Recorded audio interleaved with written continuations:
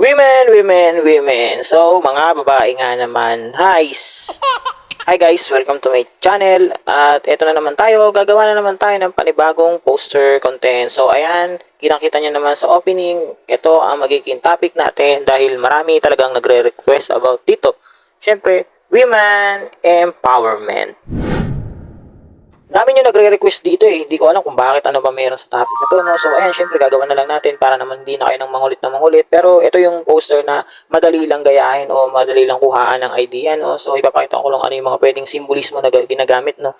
Para ipakita yung mga empowerment ng isang women, no? Yung strength and weaknesses nila, no? So, ayan lang. Nakikita nyo na kaagad sa poster, bali hindi ko na in-sketch at nilagyan ng outlining. So, diretso na tayo sa pagkukulay para mas mabilis lang. At syempre, alam ko naman na tinatamad kayong manood ng sobrang habang video.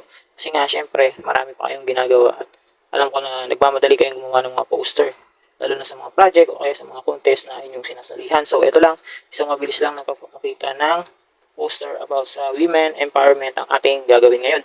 Bali, hindi ko na i-explain kung para saan yung mga simbolismo na yan kasi meron na akong mga content about sa mga simbolismo na ginagamit. So, panoorin nyo na lang. Scroll na lang kayo dyan sa ating YouTube channel. Pumunta kayo doon, bumisita kayo, manood kayo.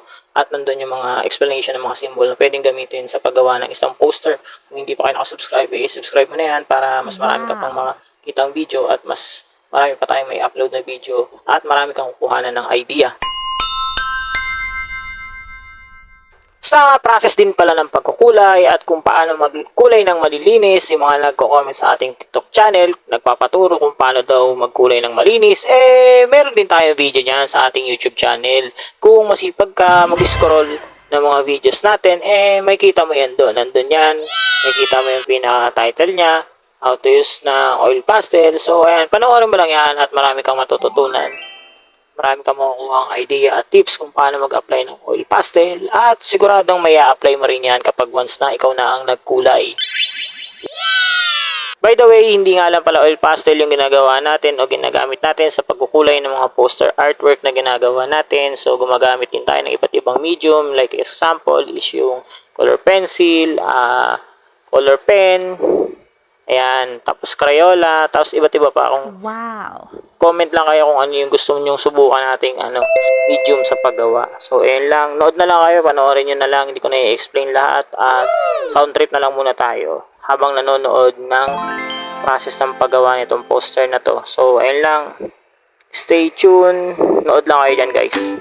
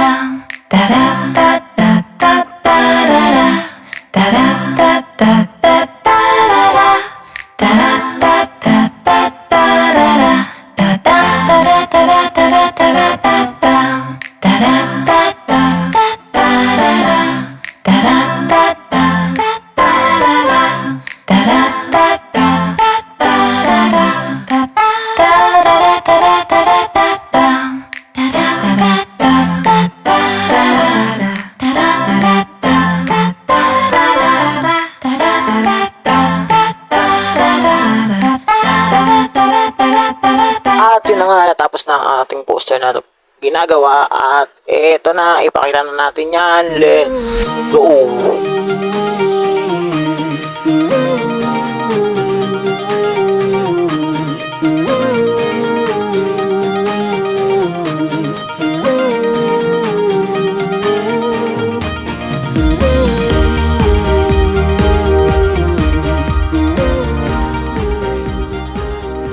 Oh.